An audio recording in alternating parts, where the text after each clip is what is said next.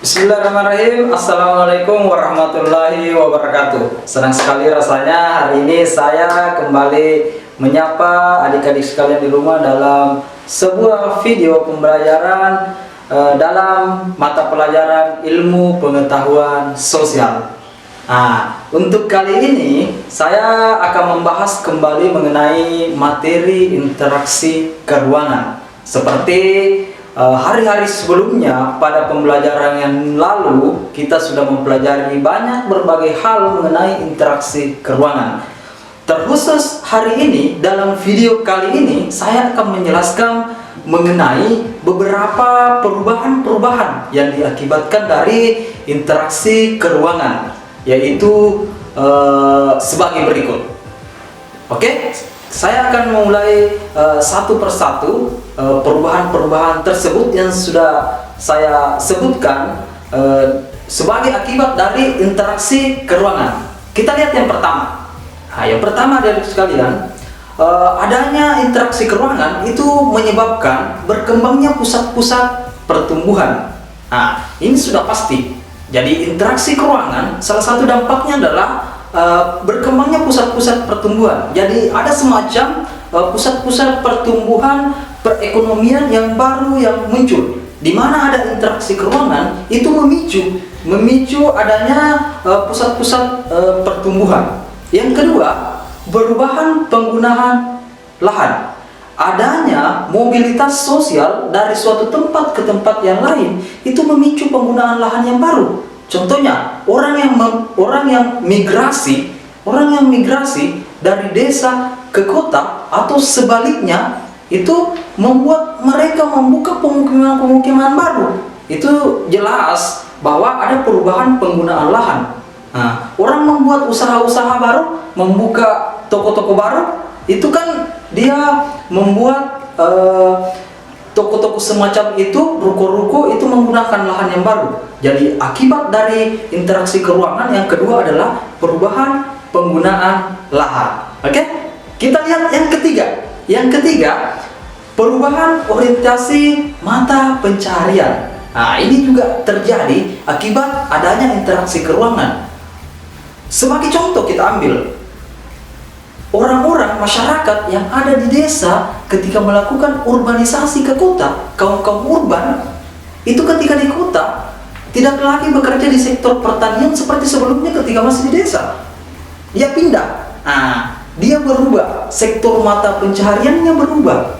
Dari desa dia bertani, di kota dia lebih memilih berdagang misalnya. Nah, ini perubahan orientasi mata pencaharian.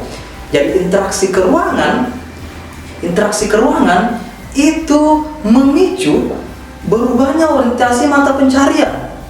Jadi berubah. Kalau kita pindah tempat, ya berubah. Paham? Oke, kita lanjut. Yang keempat, berkembangnya sarana dan prasarana. Perlu diingat adik-adik sekalian, sarana dan prasarana itu tumbuh dan berkembang seiring dengan manusia yang ada di tempat itu. Pasti begitu. Kalau banyak orang di suatu tempat, itu sarana juga akan berkembang. Makanya saya bilang, interaksi keruangan itu selalu memicu berkembangnya sarana dan prasarana. Kalau tidak ramai orang di suatu tempat, itu sudah bisa dipastikan sarana dan prasarana tidak berkembang.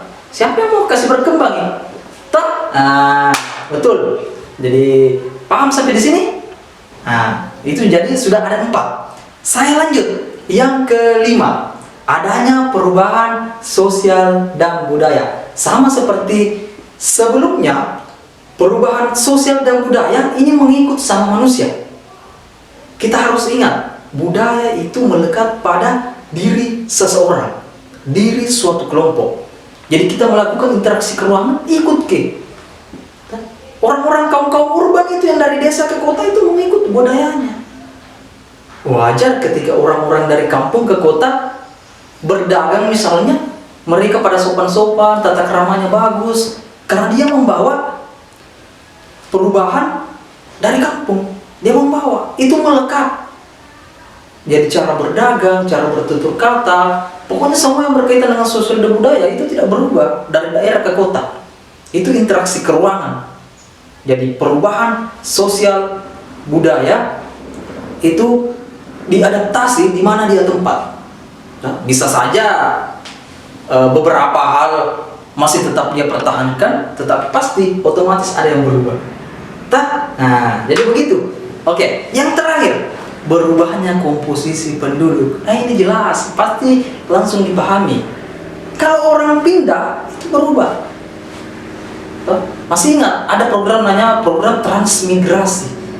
Itu program transmigrasi, itu salah satu contoh interaksi keruangan, di mana ada beberapa kelompok masyarakat yang dipindahkan dari daerah yang padat penduduk ke daerah yang masih jarang penduduknya. Di Sulawesi Selatan ada, di beberapa tempat seperti di Kabupaten Sopeng. Nah, di Luwu itu banyak daerah transmigran. Jadi jangan heran ketika kita di sekitar kita banyak orang Jawa. Di banyak orang Jawa ada penjual makanan, Mas. Ada penjual sayur, Mbak. Itu kan adanya transmigrasi. Itu memicu berubah komposisi penduduk. Di padatnya di daerah banyak pendatang. Itu karena faktor interaksi keruangan. Oke, paham sampai di sini? Oke.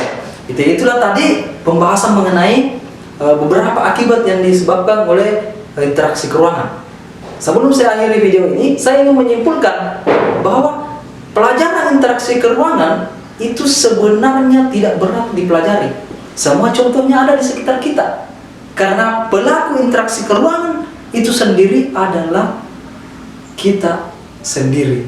Kalian, saya, teman-teman yang lain, itu adalah pelaku interaksi keruangan, di mana ada perpindahan mobilitas dari suatu tempat ke tempat yang lain. Oke? Paham ya? Oke. Cukup sekian video singkat saya kali ini. Semoga adik-adik sekalian bisa memahami apa yang saya sampaikan. Sampai ketemu di video selanjutnya. Saya Mas Tri, guru mata pelajaran ilmu pengetahuan sosial UPTD SMP Negeri 32 Senjai. Sekian dari saya. Assalamualaikum warahmatullahi wabarakatuh.